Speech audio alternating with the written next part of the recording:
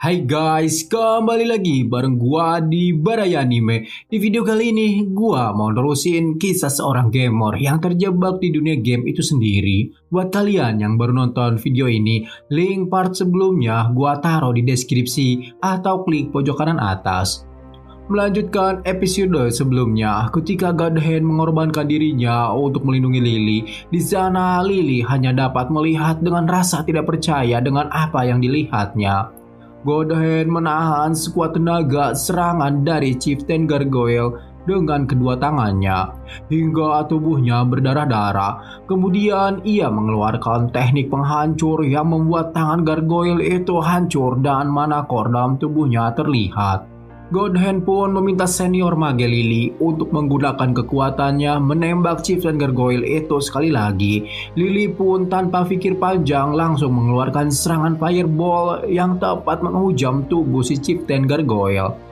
Pada akhirnya, salah satu bos monster berhasil mereka kalahkan dengan susah payah. Melihat Godhand tergeletak di lantai, Ash langsung meminta Damian untuk menyembuhkannya. Di sana, Lily mempertanyakan kenapa Godhand seorang elf yang hidupnya telah dibuat sengsara oleh manusia, saat ini malah mengorbankan hidupnya untuk melindungi manusia. Godhand pun menjawab, itu hanyalah keputusan yang paling tepat karena hanya Lily yang dapat membunuh monster itu. Mendengar itu, Lily merasa kecewa karena apa yang diucapkan Godhand tidak seperti yang ia harapkan. Kemudian scene berpindah memperlihatkan Lucas dan Evelyn yang menghampiri Ash. Mereka meminta maaf atas kesalahan yang terjadi pada pertempuran tadi yang mengakibatkan Godhand terluka cukup parah. Ash pun meminta Lucas untuk menaikkan kepalanya. Mereka memang mengalami cukup banyak kerugian, tapi Ash merasa lega karena mereka dapat mengalahkan kedua bos monster. Salah satunya adalah berkat Chieftain Gargoyle yang telah Ash kendalikan dengan skill Eye of the Commander.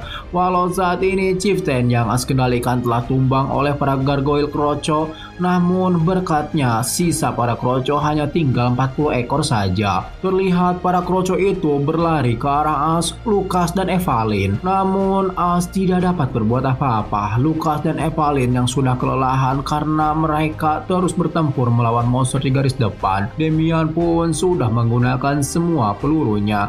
Lily sudah kehabisan mana. Begitu pula dengan Shadow Unit, mereka sudah kehabisan kekuatan. Di saat Ash merasa putus asa karena sudah tidak ada yang dapat ia lakukan, tiba-tiba dari arah samping terdengar suara seseorang yang memerintahkan pasukannya untuk menembak para gargoyle yang tersisa. Unit Artillery Killzone menembaki para kroco itu menggunakan meriam yang tersisa. Si pemimpin menjelaskan para monster yang datang dari sisi selatan sudah tidak berdatangan lagi, jadi mereka sudah tidak perlu membuat Killzone.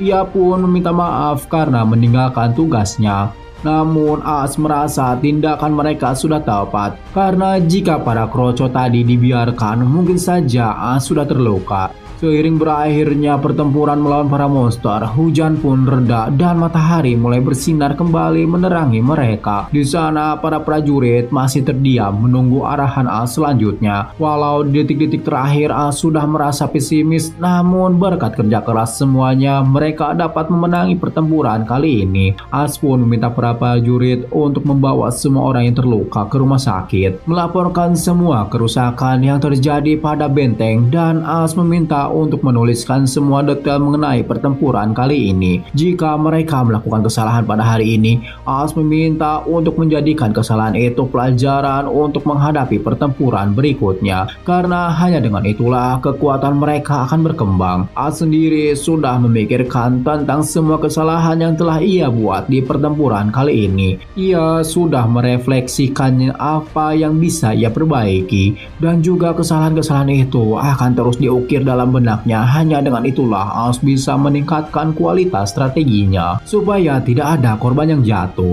Pada dasarnya, jika pasukannya bertambah kuat, garis depan akan semakin keras dan keji.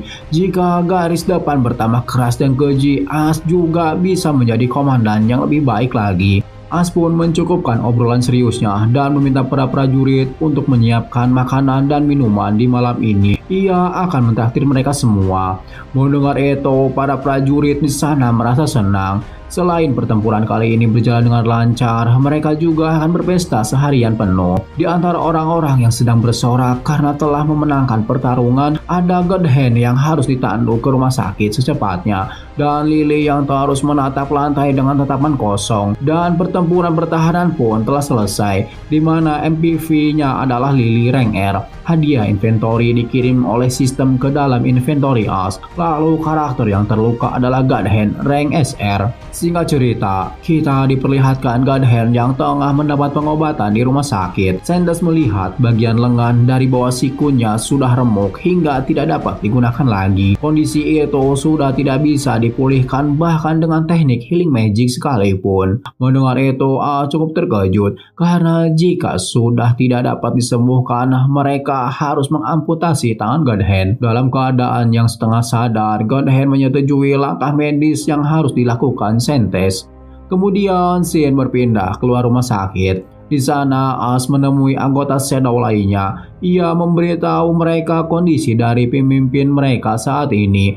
Lalu mereka malah memberi kabar mengejutkan kepada As kalau God Hand sebelumnya pernah kehilangan kedua tangannya saat menjalani sebuah misi 2 tahun lalu. Setelah mengganti tangannya ke prostetik, dia juga mengubah kode namanya menjadi God Hand. Jadi menurut Olgerd, bos mereka akan baik-baik saja kali ini. Dia bisa mengganti tangannya dengan tangan besi dan bertempur seperti sedia kala. Namun menurut As, pemikiran mereka sangat kekanak-kanakan karena apa yang menimpa God Hand bukan hanya sekedar fungsionalitas. Karena God Hand bukanlah seorang robot. Meski ia mengganti bagian yang rusak dan berhasil mengembalikan fungsinya, itu tidak bisa dianggap remeh. Luka yang parah bisa menimbulkan luka di hati, dan luka itu tidak dapat disembuhkan. As pun berkata kepada anggota unit Shadow lainnya, jika mereka juga merasakan sakit, mereka harus segera bilang agar As bisa menyembuhkannya. Tapi Olgerd sendiri berkata kalau mereka baik-baik saja dan akan menunggu di sana sampai bos mereka siuman. As pun sangat lega mendengarnya, dan karena mereka tidak bisa ikut berpesta di malam itu sebagai perayaan kemenangan pertempuran melawan para monster, As berjanji akan mengirimkan sebanyak mungkin makanan ke rumah sakit agar Olgerd dan yang lainnya juga dapat merasakan kebahagiaan yang sama. Singkat cerita, di malam hari, pesta perayaan pun dimulai. Orang-orang di sana sangat bahagia menyambut kedatangan As sebagai Lord dan Komandan tertinggi di sana. Kemudian As pun naik ke atas panggung sambil membawa segelas air minum. Di atas sana ia berorasi sebagai pembuka acara pesta di malam itu. Dan untuk slogan pesta malam ini adalah minum atau mati. Tapi ketika As meminum minumannya, ia merasakan sesuatu yang tidak enak. Rasanya kecut seperti dicuekin kamu. Hehe. Kemudian Aider diperintahkan oleh As untuk mengirimkan makanan ke rumah sakit. Namun nampaknya Aider kecewa karena artinya ia harus meninggalkan pesta. As pun dibuat murka karena Aider melawan seorang Lord. Karena makanan itu dikirim ke sana untuk orang-orang yang sedang terluka supaya mereka juga dapat merasakan pesta kemenangannya. Ketika mereka berdua sedang berdebat satu sama lain, datang Lilim yang menawarkan diri untuk membawakan makanan itu ke rumah sakit. Sebelum kita mengikuti perjalanan Lily ke rumah sakit, kita diperlihatkan As yang siap membuktikan kemampuannya sebagai Raja Oleng. Di hadapannya telah berjejer minuman oleng yang sangat banyak. Karena seperti apa yang dikatakan Urkos, kota yang hanya bersedih dan meratapi nasib akan berhenti, harus ada kebahagiaan yang mengimbangi itu. Tugas Lord adalah merawat orang-orang yang terluka dan menguburkan orang-orang yang tewas. Tapi berselebrasi bersama orang-orang yang masih hidup dan bersenang-senang juga merupakan tugas seorang Lord. Di sana As melakukan apa yang ia bisa untuk membuat prajurit dan rakyatnya bahagia. Malam kemenangan itu terus berlanjut dan kita mulai diperlihatkan God Hand yang baru tersadar dari pingsannya. Ia nampak terkejut dengan apa yang terjadi kepada kedua tangannya. Yang membuatnya lebih terkejut adalah adanya Lily di ruangan itu. Lily pun menjelaskan kalau operasi yang dilakukan kepada God Hand berjalan dengan lancar. Namun ia akan terkena demam karena efek dari obat-obatan yang digunakan pada saat operasi. Untuk pengobatan selanjutnya akan dilakukan keesokan hari. Bagian bawah siku God Hand telah diamputasi karena mengalami kerusakan cukup parah. Akan tetapi sendinya masih ada di sana, jadi Gunhen dapat menggunakan prostetik dengan lebih mudah. Dan anggota Shadow lainnya, mereka sedang tertidur setelah semalaman bermain-main dan makan-makan. Lily pun menyisakan Gunhen makanan. Karena pendarahannya yang cukup hebat, jadi ia harus makan sehat untuk memulihkan kondisinya. Gunhen pun mempertanyakan kenapa Lily mau repot-repot merawatnya, seseorang yang sangat ia benci. Lily pun menjawab,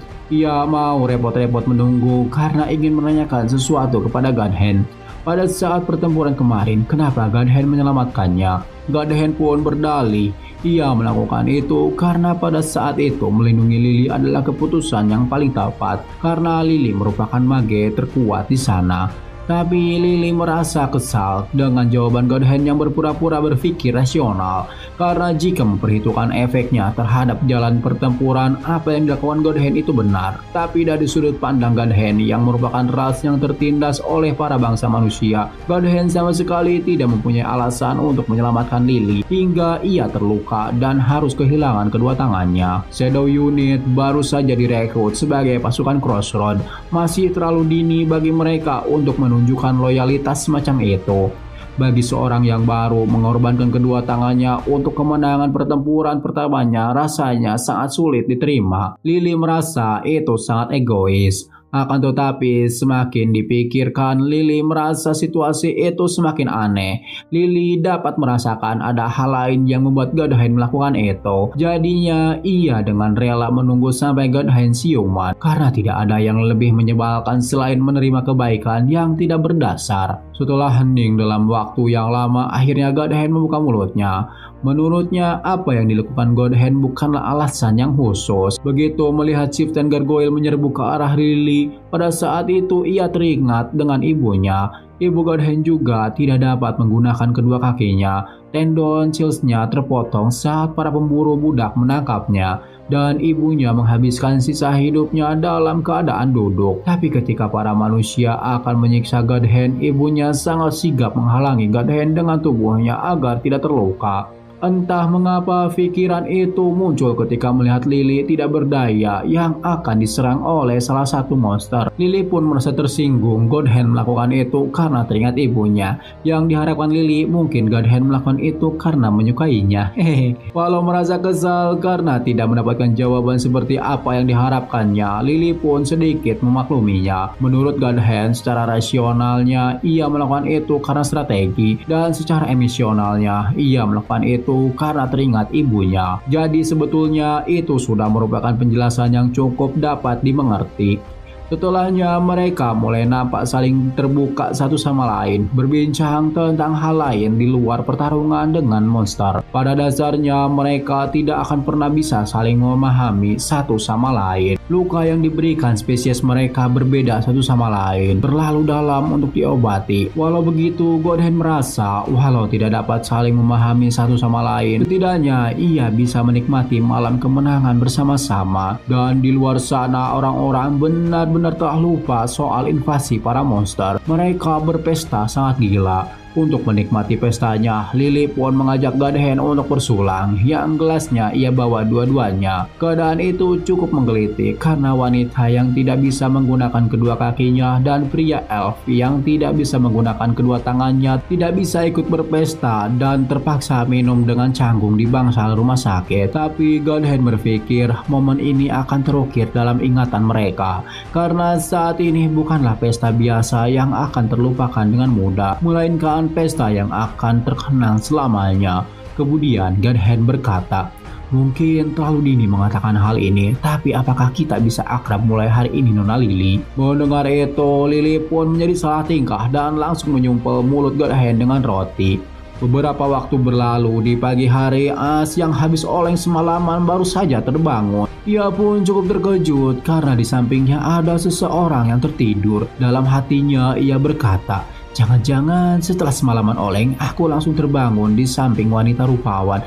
Ini seperti cerita di film-film. Dan ketika As membangunkan orang itu, yang keluar dari dalam selimut adalah As berteriak seedan-edannya karena itu bukanlah seorang wanita, melainkan seorang bebegik. Karena teriakan itu, semua orang di sana jadi terbangun. Ah sialan, apa ini neraka? Tolong aku, ada di neraka. Teriak As yang terkejut di sana. Banyak orang-orang tertidur. Ternyata mereka adalah prajurit veteran Crossroad. Jadi semalaman As oleng terlalu parah. Dan semua orang di sana diminta untuk minum dengan bangga. Mendengar penjelasan dari prajuritnya membuat As sangat malu semalu-malunya. Yang mulia, tadi malam sangat menyenangkan. Aku belum pernah sebahagia ini, ucap salah satu prajurit di sana. Dan terlihat Demian yang masih bocil kedinginan karena begadang semalaman. Semua orang jadi menggila di pesta tadi malam. Semakin dipikir semakin membuat As gila mengingatnya. Jadi ia pun menyerah untuk mengingatnya lagi. Untuk merelakan tubuh, Lukas pun mengajak As untuk berendam di pemandian.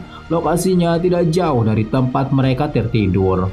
Para prajurit di Crossroad terciprat darah setiap harinya, jadi tentu saja mereka membutuhkan fasilitas untuk membersihkan tubuh mereka dari darah. Awalnya fasilitas itu hanya diperuntukkan bagi para prajurit, tapi seraya populasi di kota ini meningkat, maka fasilitas pemandian umum itu juga digunakan oleh warga sekitar, gratis dan gak ada uang parkirnya. Tempat pemandian umum di sana sangat besar dan mewah. As sendiri nampak terkejut melihatnya karena para prajurit cukup banyak, jadi fasilitas pemandiannya juga cukup besar. Akan tetapi ketika Lukas dan Demian mulai berjalan ke dalam, As hanya terdiam membuat Lukas dan Demian bertanya-tanya. Dan ternyata As sedang berpikir jika di tempat seperti itu biasanya banyak wanita cantik yang datang juga. Seraya terus memikirkan itu, pada kenyataannya yang datang ke pemandian itu hanyalah orang tua dan para prajurit saja. As merasa kehidupannya sangat sial jika menyangkut soal wanita, tapi ya dia cukup merasa senang karena air di pemandian di sana cukup bagus. Lukas pun menjelaskan pemandian ini selalu penuh dengan masalah pengairan, jadi mereka harus membangun sistem pengairan terbaik. Lukas meyakini kalau pemandian itu adalah yang terbaik sedunia. Ketika Lukas mendekat, As melihat tubuh Lukas yang penuh dengan bekas luka. Luka itu seperti menandakan perjalanan kehidupan Lukas yang sangat berat. Dengan wajah tersenyum, Lukas menimpali kalau ia sama sekali tidak merasa keberatan dengan kehidupan yang dialaminya. Lalu terlihat Demian yang sedang cosplay menjadi si kentung. Ia terbaring di permukaan air yang membawanya hanyut. Demian sangat merasa nyaman setelah semalaman begadang. Tubuhnya menjadi lebih rileks saat berendam di air panas. Di saat As merasa malu karena terlalu oleng tadi malam, tiba-tiba terdengar suara gemuruh langkah kaki yang mulai memasuki area berendam. Mereka adalah prajurit Crossroad yang datang untuk melepas lelah setelah pertempuran dan oleng semalam. Para prajurit itu nampak menikmati momen-momen istirahat mereka. Tetapi karena banyak orang, As pun merasa risih karena berisik. Ia pun mengajak Lukas untuk menyudahi acara berendamnya. Saat As akan keluar dari kolam pemandian, para prajurit di sana menyadari kalau ada Lord As di sana. Mereka pun langsung memberikan salam hormat kepadanya. Tapi As merasa mereka terlalu berlebihan. Setelah istirahat yang enak itu, As membuka Windows untuk mulai mempersiapkan stage berikutnya. Stage kelima yang tak terelakkan akan datang. Krisis terbesar di awal game ini adalah boss stage 5, 10, 15, dan 20. Semua stage kelipatan angka 5 merupakan stage boss. Kepuasan dan kekejian mereka sangat jauh berbeda dibandingkan dengan stage-stage normal lainnya. Stage kelima akan dimulai dalam 20 hari dan 9 jam. Oleh karena itu butuh persiapan yang sangat lama dan matang untuk menghadapinya. Ketika ia sedang memikirkan semua itu, tiba-tiba ada seseorang yang menghampirinya. Dia adalah salah satu karakter rank N yang As rekrut sebelumnya. Karakter rank N lebih kuat dari prajurit biasa dan mereka mempunyai status pada umumnya. Jadi pada saat di gamenya sendiri, As tidak mengingat dan mengawasi pergerakan mereka satu persatu. Party Dion saat ini adalah subparty kedua dan fungsi mereka hanyalah cadangan. Party itu sendiri terdiri dari Dion level 16 sebagai pemimpin mereka, Rock level 15, Ayla level 15, Hazen level 15, dan Jay level 14. As pun menanyai Dion apa ada yang ingin dia tanyakan. Dion pun menimpali kalau ia mempunyai komplainan kepada Yang Mulia As. Di belakang As nampak Lukas yang terlihat kesal karena ada seseorang yang berkata tidak sopan kepada As. Jadi sudah hampir 1 bulan sejak mereka berlima bergabung dalam tim As. Selain menjadi penghalang di garis belakang medan perang, As belum memberi tugas yang lain. Bahkan monster tidak bisa meraih ke posisi mereka. Dion pun berteriak kalau mereka adalah prajurit bayaran. Itu berarti tugas mereka adalah menggunakan kemampuan mereka di medan perang. Dion melontarkan pernyataannya yang cukup arogan tetapi sangat berani. Ia tidak peduli kalau As meremehkan kemampuannya, dan karena ia sangat muda dan minim pengalaman, tapi ia juga tidak mau menjadi tumpul begitu saja tanpa mempunyai kesempatan untuk membangun pengalaman. Mereka berlima pun dengan gagah meminta As di pertempuran berikutnya untuk mengirimkan mereka ke garis depan. Dan si Dion berjanji akan menunjukkan kalau mereka ini berguna. Status Dion dan yang lainnya jelek sekali. Kemampuan mereka juga biasa saja. Namun sorot mata mereka menunjukkan determinasi tinggi. Terutama si Dion ini, matanya memancarkan sebuah ambisi. As pun memuji Dion karena mempunyai nyali yang cukup tinggi untuk dapat berkata seperti itu. Ia pun memikirkan cara terbaik untuk mereka dapat membuktikan ucapannya. Dion dengan semangat berkata mengajak sparring anggota party utamanya untuk membuktikan kelayakannya. Mendengar itu, Lukas menganggap Dion dan yang lainnya sangat sombong, sedangkan Evalin memasang wajah konyol. Namun ia sangat menantikan adu kekuatan di antara mereka. Setelah anggota partinya menyetujui adu sparring itu, As pun mulai menentukan waktu dan tempat mereka beradu kekuatan. Singkat cerita, berita adu tanding antara Royal Guard Lord melawan para pemula sudah menyebar ke seantero kota. Mereka pun berbondong-bondong pergi ke Kolosium untuk menyaksikan pertandingannya. Di sana, di tengah lapangan berdiri Lukas dan Evalin berhadapan dengan kelompok Dion.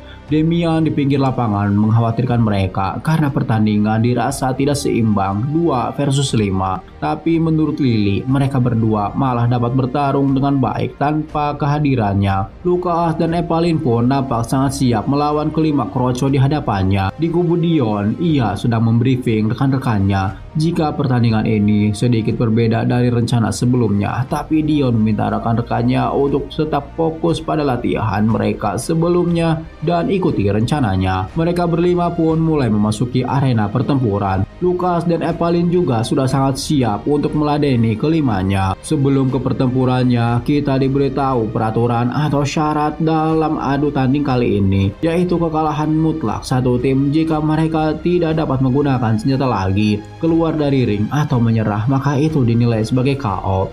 Karena keamanan adalah prioritas yang utama, maka serangan yang dapat menyebabkan luka serius dan penggunaan skill tidak diperbolehkan. As pun sebagai wasit di sana mengibarkan bendera menandakan pertandingan dimulai. Pasukan Dion dibagi menjadi 2 bagian. 4 orang mengarah ke arah Evalin, sedangkan Dion sendiri berlari ke arah Lukas. Dengan kepercayaan diri luar biasa, Dion berkata ingin merasakan seberapa hebat Lukas. Tentunya Lukas tidak segan-segan untuk mengeluarkan kemampuannya, tetapi sabetan dari Lukas dapat dihindari oleh Dion dengan mudah. Tingkah si Dion ini benar-benar membuat Lukas kesal. Ia pun berkata akan menghabisi Dion secepatnya. Tapi kita berpindah dulu ke pertarungan di sisi lainnya. Di sana terlihat Evalin tersenyum bangga karena ia merasa lebih kuat dari Lukas karena dikeroyok 4 orang sekaligus. Sama seperti Lukas, Evalin tidak akan merasa kasihan kepada mereka dan akan mengeluarkan kemampuan terbaiknya. Tanker rank SSR Evalin dapat menahan gempuran dari 3 orang laki-laki di hadapannya. 3 orang itu tidak menyerang dengan mengayunkan senjatanya, melainkan berniat mendorong Evalin hingga keluar garis lapangan. Merasa dirinya terpojok, Evalin pun mengeluarkan kekuatan fisiknya yang membuat salah satu orang di sana terkejut dengan daya defense Evalin. Dalam situasi tersebut, seorang anggota wanita mencoba menyerang Evalin dari samping. Ia memusatkan serangannya ke kaki Evalin yang membuat keseimbangan Evalin goyah. Dan ketiga pria yang dari tadi mendorong Evalin akhirnya dapat mengerobohkannya. Evalin pun kalah di pertarungan ini karena keluar arena. Merasa dicurangi, Evalin merengek kepada wasit karena itu tidak adil. Tapi As menghiraukannya karena jelas mereka mengalahkan Evalin sesuai dengan peraturan. Meskipun 2 versus 5 perbedaan level 2 party ini bagai langit dan bumi, mereka mengatasi itu dengan membagi tugas masing-masing anggota dan bisa membuat strategi taktis seperti tadi. As yang melihat kegigihan subpartinya merasa bangga karena mereka dapat mengatasi kekurangan mereka dengan sebuah kerjasama tim. Si wanita dengan percaya dirinya akan membantu Dion yang sedang berhadapan dengan Lucas. Tapi ketika ia menengok ke arahnya, terlihat si Dion yang sedang diangkat oleh Lucas. Dion pun meminta maaf kepada teman-temannya karena ia tidak mampu mengalahkan Lucas. Setelah mengalahkan Dion, Lucas dengan aura hitamnya berjalan mendekati party Dion yang tersisa. Dalam sekejap mereka dibuat tidak berdaya oleh Lucas. Dan untuk pemenang sparring kali ini adalah Lucas. Evalin yang dipecundangi oleh para pemula hanya bisa merasa kesal karena Lucas lah yang menjadi pemenangnya. Lucas sendiri bukan tandingan kelima orang itu. Dia berada di rank SSR dan berlevel 37. Sedangkan Dion yang lainnya berada di rank N dan berlevel sekitaran 14-16. Jadi sejak awal sebetulnya pertandingan ini tidak adil.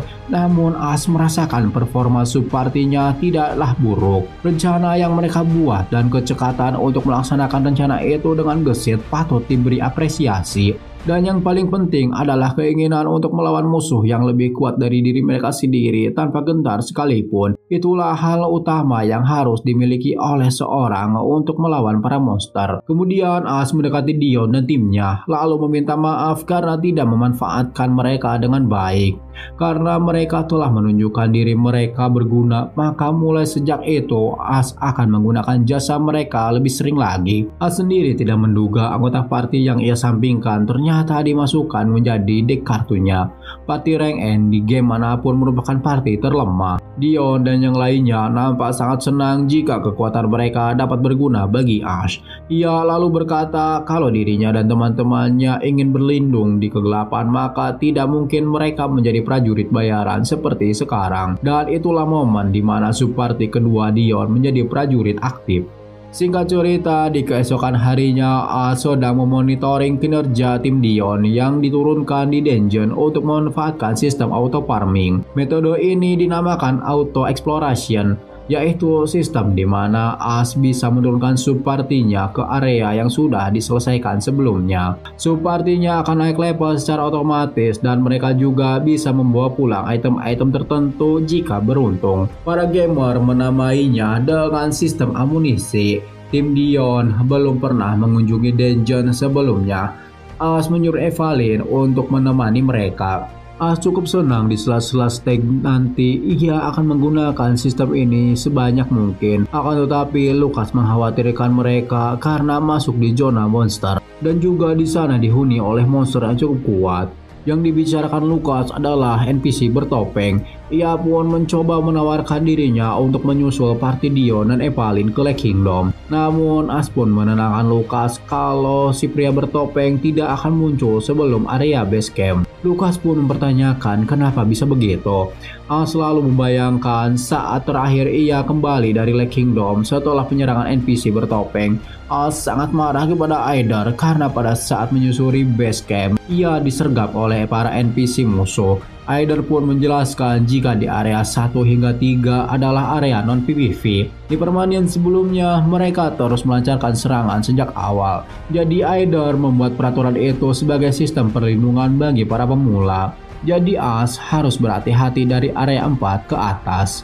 Jika para NPC memulai PvP sebelum area keempat, maka mereka akan terkena penalti yang cukup besar. Mendengar itu menjadikan As sangat edan karena Aider tidak memberitahunya peraturan sebelumnya. Setelah membayangkan itu, As merasa bingung untuk menjelaskannya kepada Lucas. Ia pun berkata, pokoknya mereka tidak akan muncul sebelum base camp. Aku juga tidak tahu kenapa. Mungkin mereka hanya ingin melindungi markas mereka kalau kita ingin mencuri dari mereka. Polosnya Lucas mempercayainya dengan sangat yakin. As pun memasang wajah datar bersyukur Lucas dapat mempercayai apa yang ia ucapkan padahal itu asbun atau asal bunyi. Tidak lama setelah itu, Demian mendatangi As dengan tergesa-gesa untuk memberitahunya jika Jupiter telah sadar dari komanya. Di waktu yang bersamaan, seorang wanita yang menggunakan pakaian ala-ala penyihir masuk ke kota lewat gerbang utara Crossroad. Ia pun berkata, "Oh, jadi ini adalah tempat kerja nenek saat ini." Sebelum kita lebih jauh mengenal siapa wanita misterius itu, scene beralih memperlihatkan Ash yang mengunjungi Jupiter di rumah sakit. Sudah hampir 10 hari Jupiter terbaring koma di rumah sakit. Kondisinya saat ini sudah membaik, namun setengah dari mana sirkuit Jupiter telah terbakar. Walau sebagian telah pulih, untuk dapat pulih sepenuhnya membutuhkan waktu yang cukup lama. Jupiter sendiri tidak mengetahui apakah fungsinya masih sama dengan fungsi awal atau tidak. Ia merasa mungkin tubuhnya yang sudah menua hanya menahan serangan seperti itu telah membuatnya babak belur. Ash kemudian menyarankan Jupiter untuk beristirahat dengan baik agar kondisinya kembali pulih total. Mereka harus berjuang mati-matian di pertempuran kemarin karena tidak adanya mage utama di parti utama. Ya, Jupiter sangat senang mendengar perkataan Ash. Dirinya merasa menjadi seorang yang penting di sana. Terlebih Jupiter tidak bisa pergi begitu saja karena masih banyak hal yang ia perlu lakukan. Ash menebak hal apa yang ingin Jupiter lakukan adalah mengumpulkan lebih banyak uang untuk membuat kastilnya sendiri. Sambil menatap ke jendela, Jupiter tersenyum seraya berkata, apa yang Ash ungkapkan itu sangat menarik. Setelah mengunjungi Jupiter, Ash juga mengunjungi God Hand lalu meninggalkan rumah sakit setelah bertemu dengan Maherita. Karena luka Jupiter cukup parah, dia tidak mungkin bisa pulih dalam 4 minggu. Itulah yang dikatakan Maherita.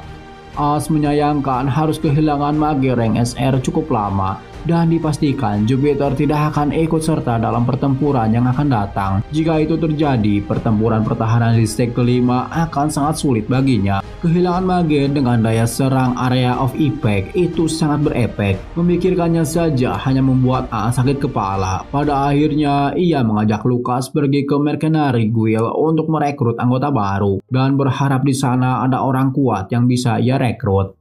Sesampainya di Mercenary Guild, Ash mendudukkan kepalanya berharap kali ini keberuntungannya ada di pihaknya.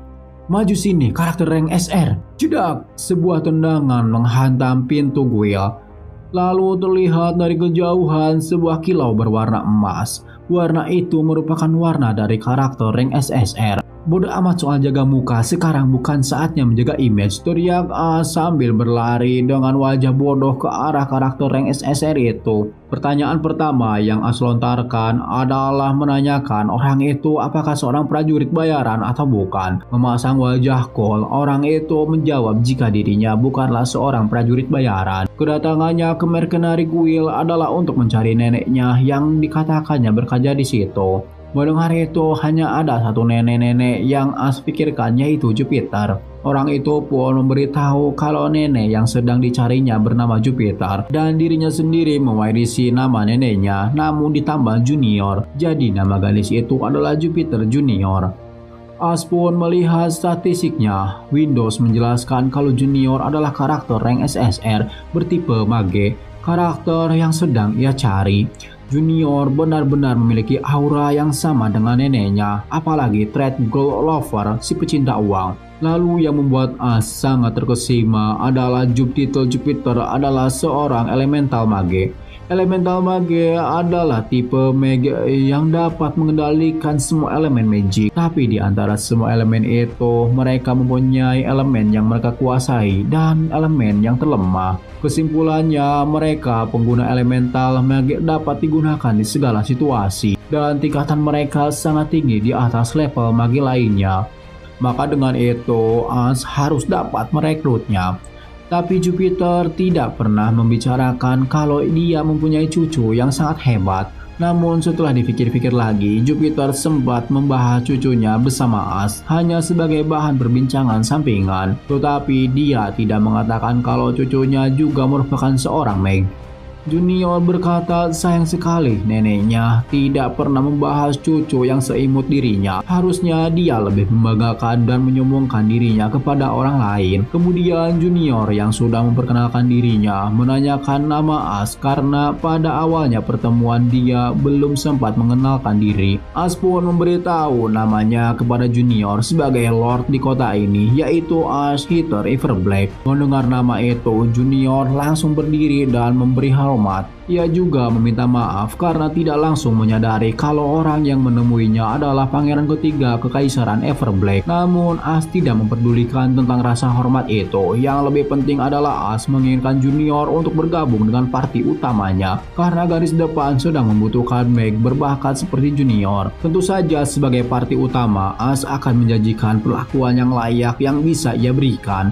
Di antara semua tawaran yang bisa diberikan kepada seorang Magic Degree Kekaisaran, As akan menawarkan gaji terbaik. Namun sayangnya tawaran menggiurkan itu tidak membuat Jupiter terpikat karena tujuan ia datang ke kota itu adalah untuk menemui neneknya dan akan memikirkan kembali tawaran itu setelah bertemu dengan neneknya.